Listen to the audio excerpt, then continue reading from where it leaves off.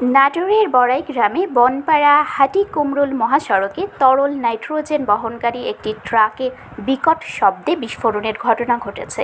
দুর্ঘটনার পর ট্রাক থেকে তরল নাইট্রোজেন বের হয়ে আশেপাশের প্রায় ৩০০ থেকে ৪০০ মিটার এলাকা সাদা ধোঁয়া বা কুয়াশার মতো গ্যাসে আচ্ছন্ন হয়ে পড়ে।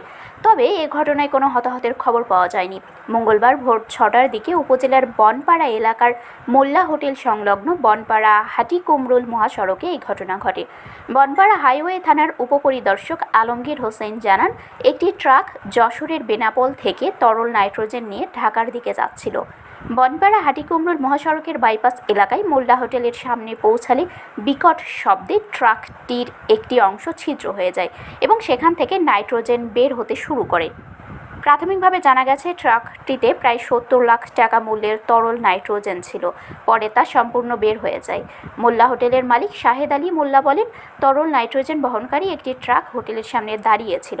হঠাৎ বিকট শব্দে ট্রাকটিতে বিস্ফোরণের মতো শব্দ হয়। মুহূর্তের মধ্যে সাদা ধোঁয়ার মতো ঘন গ্যাস আশেপাশের প্রায় ৩০০ থেকে ৪০০ মিটার এলাকায় ছড়িয়ে পড়ে।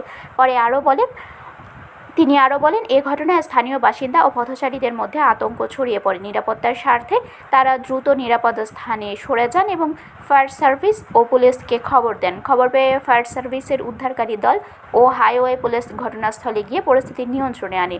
পরে দুর্ঘটনা কবলিত ট্রাকটি উদ্ধার করে নিরাপদ স্থানে সরিয়ে নেওয়া হয়।